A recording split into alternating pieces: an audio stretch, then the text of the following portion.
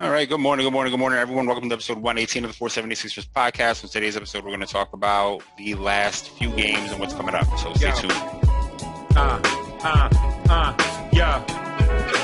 Justice for the blind, just something that'll find in the rhyme that are coming from my mind. Good morning. Good morning. Good morning, everybody. So I tried to record a podcast 2 days ago for episode 118. I recorded like a 50-minute podcast before I realized none of my audio came through. So that was fantastic. Honestly, that was a great realization to learn after you're done talking. I mean, it's exhausting.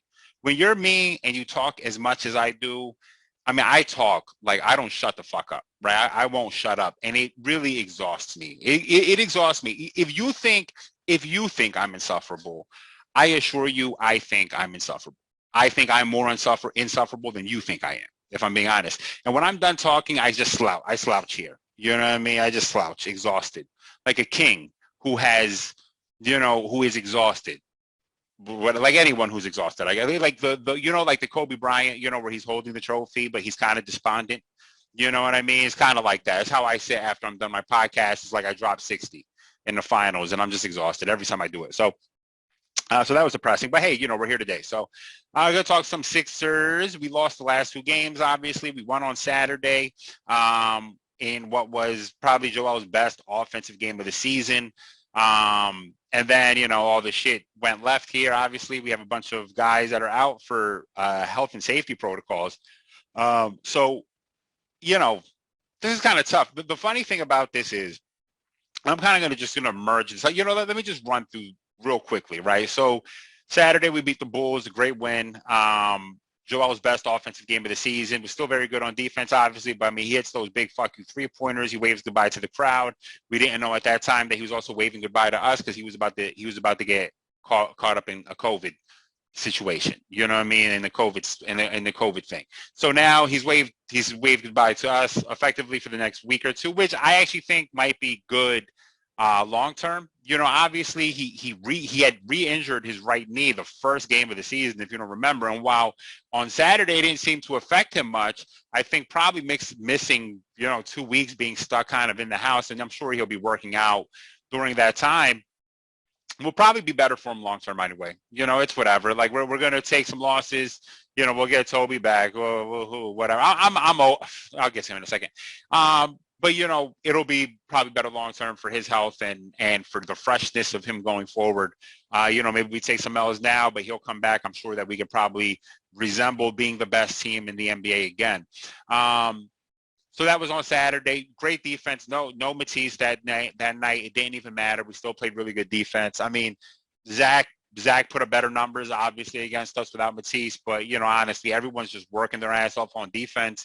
It's kind of like doesn't even matter. You know what I mean? I love Maxi's defense, truthfully. I mean, his defense really has been – I don't hear enough people talking about – I look like I'm doing some sort of Naruto, thing right here. Anyway, sorry, throwing up gang signs.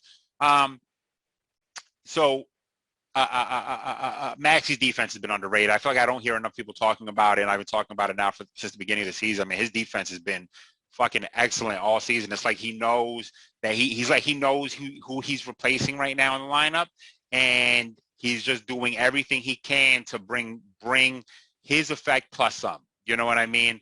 Monday we lost to the Knicks again. Shorthanded. Andre Drummond has a big game. It's funny because he had 25 rebounds, and I had messaged a couple of people, and I asked them, I wonder if we could find out how many 25 rebound or 20-plus rebound games Andre Drummond has had that resulted in a win. Because the Drummond experience, that's a Drummond experience. You know what I mean? Yeah, he's going to give you 25 rebounds. We're going to lose that game, though, for sure. You know what I mean? Because he's going to get a lot of those offensive rebounds, but those offensive rebounds, while they result in second possessions, usually result in second missed baskets by himself. You know what I mean? So, yeah, 14 and 25 yesterday, he had 20 rebounds. We lost again. Still impressive, though. I mean, the difference between this year's team and even last year's team to an extent, but especially 2 years team. I mean, 2 years ago, I'm reminded of every time we lost 2 years ago, I just felt like it was just the ship was sinking. And it was. The ship was sinking. Obviously, Brett wasn't working. The Al Horford thing wasn't working. And it was just clear. This ship is sinking. Every loss felt like the worst type of loss, whereas this year, these losses feel good. You know what I mean? If a loss could ever feel good, it's what it feels like when we lose these games, because it's like we are moving the ball far better, and it really made me think. I mean, this is kind of, I alluded to this a second ago about Toby. It's like, man, you know what the problem is? Toby's a ball stopper. You know what I mean? He's a ball stopper. I've said this before. He's the poor man's Carmelo, right? The poorest man's Carmelo. He's the poor man's Carmelo now. Of Carmelo, he is the poor man's version of Carmelo Anthony today. And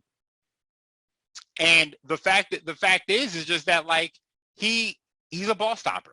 You know what I mean? Right now, what we're benefiting from is ball movement. I mean, the ball is zipping. We're sharing the ball. It doesn't stick anywhere. The only time it sticks is when Joel decides he's going to go get us a basket. You know what I mean? When he decides he's going to post up, but even then, he's going to post up with the threat of passing the ball out to hitting somebody with a skip pass out to the corner, whatever it is. The threat of him passing the ball is still alive and well. So he's efficient. He's still passing the ball. Everyone is involved. Everybody is moving the ball. I mean, Seth is obviously shooting extremely well. Now, he hurt his foot. He has a foot contusion, so I'm sure now he's fucked for the season. But hopefully he comes back the same. But the point is just we're playing together. You know what I mean? And it's like, it's not that George Niang is better than Tobias Harris. It's not that. But it's just that when I watch the lineup with George Niang in the game, I really I enjoy it a lot more than when I'm watching Toby play. Because Toby wants a screen. He wants someone to set a screen. He wants to post somebody up. And it's like, I don't want to watch this inefficient ass shit. I don't want to see you posting people up. Toby, I've had enough of it. I've had enough. I'm sorry, I got spicy. I've had enough. You know, I don't want to see Toby posting people up. I'm tired of watching Tobias trying to take smaller players off the dribble. You're not going to take them off the dribble. They have quickness on you. You post them up. No, but let Pascal Siakam guard him. He wants to post up Pascal now. Or Julius Randle, he's going to try to post up Julius. Why? What are you doing? What are you doing? Toby sometimes is like he's like the definition of a guy who has no idea why he just said it, why he's calling for a screen. You know what I mean? If you have the mismatch, why are you calling for the screen now? What are you calling the screen? You know, there was a great quote by oh man, who coached UCLA back in the 70s? What's his name? Oh, this is crazy. Probably the greatest basketball coach of all time. Someone's gonna tell me. This is disappointing. Obviously, he coached Lou Alcindor and Bill Walton. What the fuck is his name? This is driving me crazy. Anyway, he had said, it's a great quote. He said that screens are not about mismatches. It's about making the defense make a decision. You know, when you setting a screen is about forcing the defense into a decision, right? And yeah, the thing is that only works when you have good decision makers, right? When you have good decision makers who have the ball and get the screen set. Toby doesn't really make good decisions. You know what I mean? When he has the ball, we would benefit from Toby watching this and being like, oh, this is what offense is supposed to look like. It's that Joe is the superstar and I am helping in the machine. I'm oiling the machine, moving the ball. And when we need a bucket once in a blue, I can go try to get us one. But otherwise, that's not really my role. You know what I mean? It's not my job. It's not who I am. You know, it's just like, again, I'm not saying Niang is better than Toby, but right now, fit-wise, yeah, I enjoy Niang better than Toby in terms of fit. You know, when Toby got here, he was supposed to be a shooter. You know what I mean? And I've said on many podcasts, it's like, yo, you don't even shoot no more. You don't even shoot threes no more. Now you just want to occupy the space that Ben was occupying. You know what I mean? Which is like, you just want to be in the post. So what is going on here? And it's not that he's a bad post player. He can do some things in the post, but it's not the most efficient type of post play. He never draws fouls. He doesn't draw contact. Whatever. I feel like I'm shitting on Toby. He doesn't deserve it because he hasn't even played for a week. It's just like, I'm kind of dreading him coming back is what it is. Like, I'm just dreading it. You know, I'm like, God damn it. He's going to come back. All this great ball movement is now going to go out the fucking window. And it's just going to go left now. It's just going to go left. Man, God forbid he comes back against the Raptors. He's going to desperately try to score on Scotty Barnes, and Barnes is going to just eat all of that up. I mean, he's going to ball that up into a rubber band situation, and he's just going to lock it the fuck up. He's going to eat it. He's going to eat it and be hype about it because that's what Scotty Barnes does, just hype about everything. You know, all arms and legs. He's all arms and legs, but stronger than everyone else. I've never seen a man so strong. The strongest man. You know, Jesus, man. Anyway. Yesterday we lost to the Bucks. Again, another good-ish loss. You know, Tyrese went ballistic in the first quarter. Scored 14. It's a lot. He started shorting. He started getting short, as the game went on. Shots started going short, and it makes sense. I mean, Maxey, I'll be honest with you. I mean, Doc essentially puts Maxey in the game. I don't know if people are realizing this, but sometimes Maxey will play like 15 straight minutes. You know what I mean? He'll play the first quarter and then bleed into the second for a few minutes, where he'll come in, I think, against Monday against the Knicks. If I'm not mistaken, he came in with 3 minutes left in the third and didn't leave again the rest of the game. You know what I mean? Maxey, I love Maxey. I'll be honest with you. I love Maxey. And I said this yesterday, and I was almost not even being sarcastic or ironic. I said that I think Maxey is better than Ben. You know what I mean? I said I think he's better than Ben, and I was not even being super ironic about it. I think I was actually telling the truth, because it's just like, yo, the Maxey has the attitude of a guy who will do anything necessary to win a game. You know what I mean? Ben is so wrapped up into his own mind. Again, I'm not saying this to shit on Ben. It's just what seems to be the case with Ben. He's so wrapped up into his own mind and image that he will do everything he can to win the game as long as he looks good doing it. But if he doesn't look good doing it, that's when you're going to get situations where he's going to pass the ball up instead of dunking all over Trae Young's stupid face and bad hair. You know what I mean? Maxey is someone who's going to do everything it takes. He doesn't give a fuck how many threes he misses. He's going to come out and keep fucking shooting them. Now, sometimes I do notice Maxey, and this is, I don't even know necessarily this is a bad thing. I think this can get overblown, just looking at confidence constantly looking at guys' confidence, especially because of Ben, where Maxey, if he misses a few three-pointers in the fourth quarter, starts getting open threes, instead of shooting those open threes, will kind of pump fake and drive into ill-advised situations. I'd rather Maxey just shoot it. I'd rather you just shoot that. If they're going to give you the space to shoot it, I don't give a fuck if you're missing. But I understand why maybe you're thinking you need to get to the rim, and who knows what he's being coached to do behind the scenes. I don't know. But then you have games like yesterday where, he scored 17 in the first quarter, and he just fucking looks like he's unstoppable. He's a young guy. He's going to have these up and downs. The difference between this year and that last year, I remember when Maxey scored all those points against Denver, my whole thing about that was, that was cool. We needed someone to score points, though. We had nobody. You know what I mean? We had nobody playing. Somebody is going to have to come out and score. And Maxey just took it upon himself. And it was just whatever. We still lost the game. But yesterday was different, because yesterday you go into a game where you're coming off of a win streak. You just lost on Monday. And you're kind of, you kind of felt like guys were out there. They want to fucking win this game. They want to win the game. And Maxey was like, yeah, I'm gonna oblige that shit. And I'm going to win this fucking game. Now, the truth is you're going up against, they have the two best players on the other side of the court, right? You're going up against Giannis. You're going up against Drew. It is what it is. You know what I mean? You do everything you could at that team. They're champions. They're whatever. I mean, Paul Reed, listen, great block, Paul. Great block, B-ball, Paul. But you're going to need to relax. You need to relax. I mean, your offense is just, it's worse than Matisse's somehow, if you can even believe that. You know what I mean? Anytime you get the ball, same thing with Andre. If you notice, when they catch the ball, they just start doing things. They walk almost every day. It's a travel almost every single time. But it's so confusing looking that the refs don't even know what to call. They're just like, what? Why? What is his feet doing? Why is his feet doing those things? And yesterday you saw kind of happen too. And then Drew just straight up blocks Paul Reed. Paul, you need to be careful when you start shit talking guys.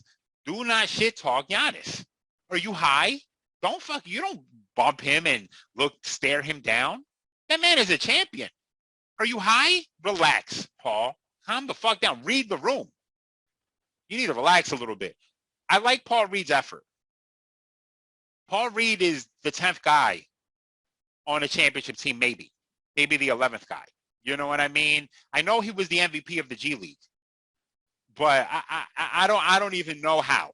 I don't even know how that happened. If I'm going to be real with you, I don't even know how. You know what I mean? Watching him in the G League compared to the NBA, but this is the importance. So this is really what it is. This is what people always need to remember.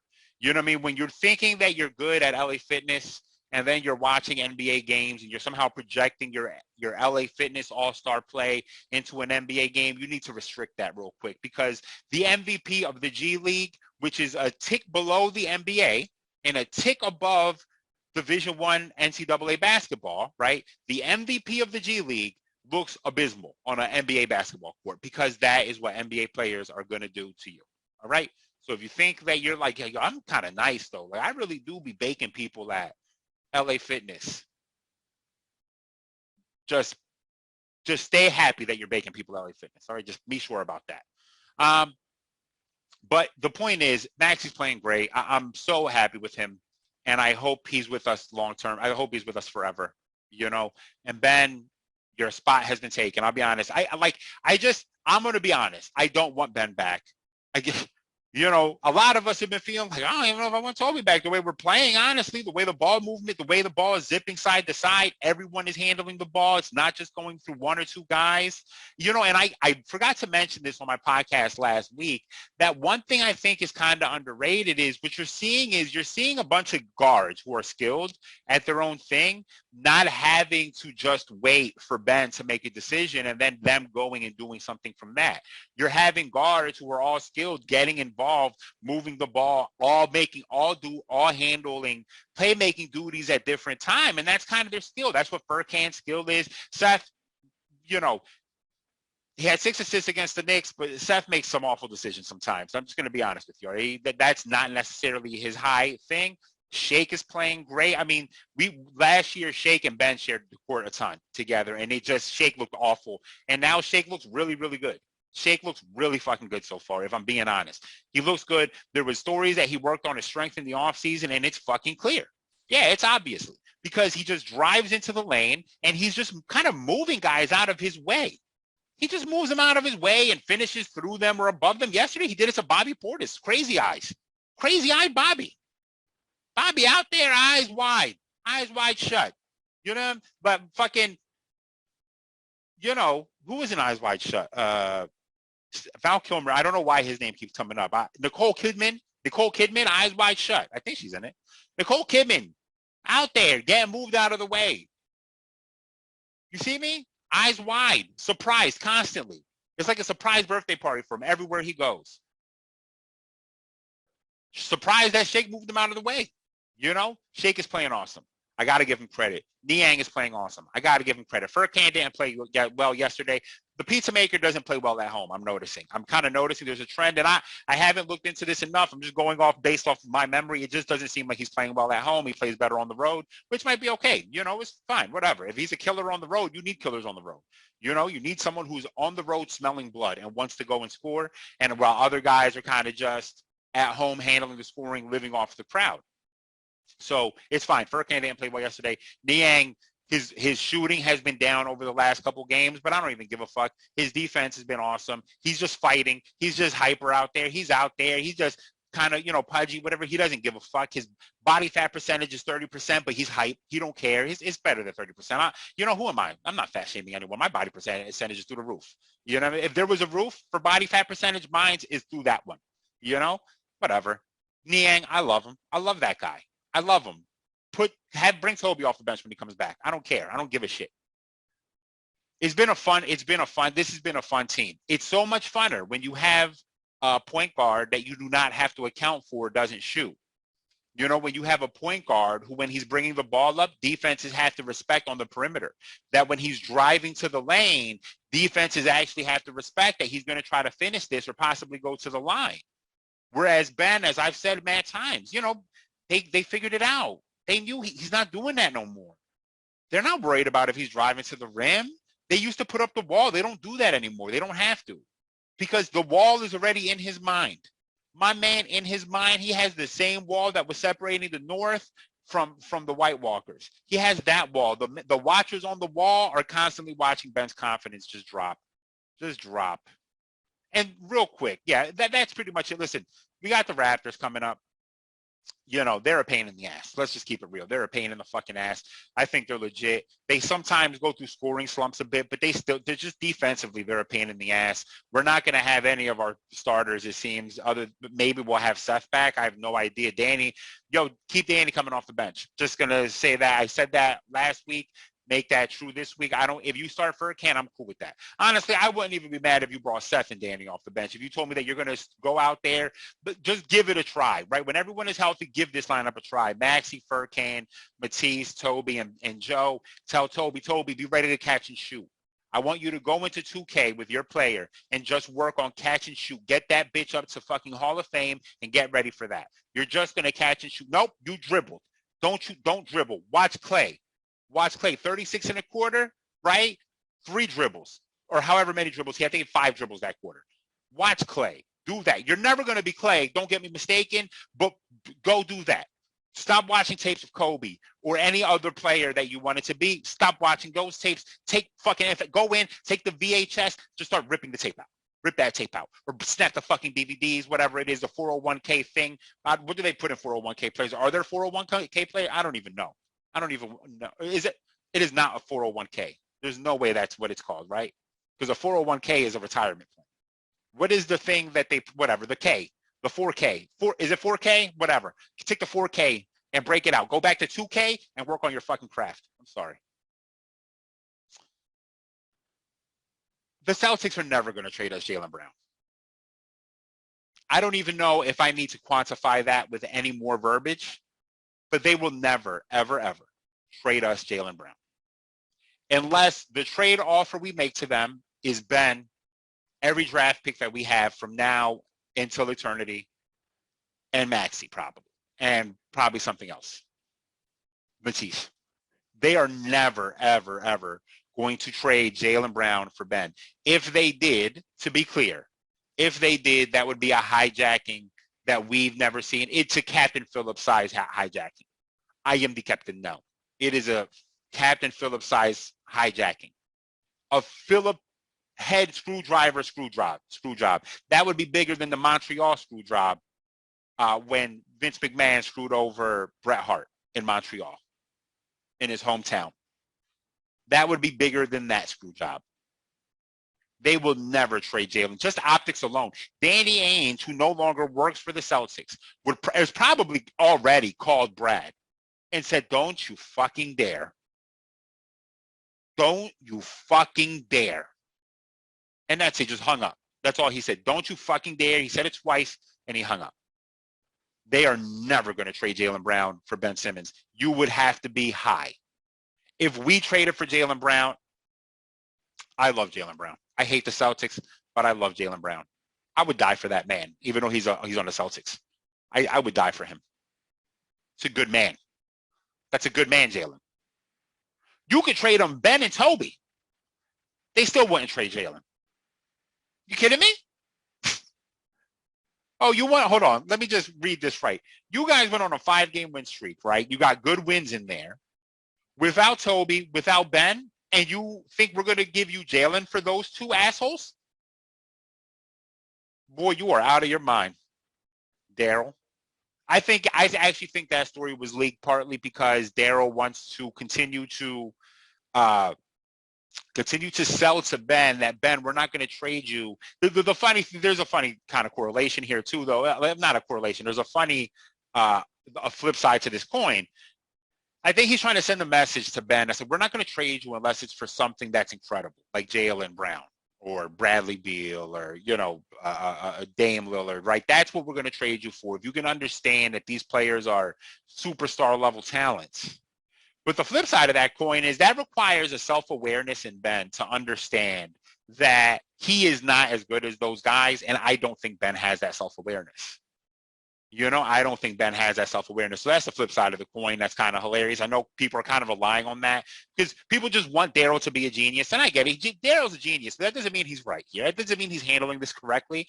So people want him to be a genius so bad that they're like, no, I think Daryl is it. Yeah, he's just trying to send that message. Hey, Ben, we love you, bro. We're not going to trade you, fam. I don't even know where that. We're going to trade you for James Harden, but look, he top 75, he top 30 all time, bro. Like MVPs and 40 points, 50-point triple doubles. You get it, right? And that means you think that Ben is sitting there like, no, I get it for sure. Yeah, no, you're right. James Harden is better. Yeah, you have to. If it's me or James Harden, you got to do it. Look at Joe. But real quick, let's look at what remember Joel made the comments a few weeks ago about, trade rumors and all this stuff. And he said, listen, if I found out that they traded me for Steph and Klay, I'd have to of course I would have to be okay with that. Look at the price value that he assigned to himself, essentially. Not just Steph. He didn't say if I got traded for Steph or I got traded for KD or I got traded for Giannis, right? And it's understandable because Joe is as good as anybody in the NBA. But the point being is he in his mindset, it is not far to believe for him to be like, I am super good. But if it's Steph and Klay, arguably the greatest backcourt in NBA history, you got to make that trade. Right. But not for Joker and, like Joker and Anthony Gordon or not Anthony. His name is not Anthony. What's 9 out of 10's name? Oh, my God. No, I can't remember his first name right now. It starts with an A. Aaron Gordon. Jeez. Not for Joker and Aaron Gordon, though. That would not be, So the idea that Ben is self-aware enough to understand like the nuance here, that's like, yeah, of course, Dame is Dame and, Jalen is, especially not Jalen, because they came out in the same draft. There's no part of Ben who probably believes that Jalen is better than him. And he obviously would be wrong. Jalen is far superior. He's been far superior. His work ethic is far superior. Every year he comes in far superior. Yeah, that's it. That's it, everyone. We got the Raptors coming up. That's going to suck. And then we have Indiana. Indiana always plays us tough on Saturday, so that's going to suck probably a little bit, maybe. We'll see. It is what it is. Buckle in, guys, right? There are going to be some wins here. There's going to be some losses. Maybe, I don't know. I can't identify them looking at this. If we lost 3 straight, I probably wouldn't be that surprised until Joe, or however many games straight until Joe comes back. I don't think Toby's going to fix it. I hope I'm wrong. Hopefully Toby does fix it. You know what I mean? Whatever. We'll see. Otherwise, that's it. Everybody, you know the drill. Black Lives Matter. Arrest the cops who killed Breonna Taylor. Stay safe. Wear a mask or get vaccinated, please, so we can have some semblance of normalcy. It's over. It's over. This country we're fucked. We're fucked. I'm sorry. I didn't mean to get so dark. Black Lives Matter. Arrest the cops who killed Breonna Taylor. Stop Asian hate. That's it. Take care. Yeah. Justice for the blind. Just something that'll find in the rhymes that are coming from my mind. Used to come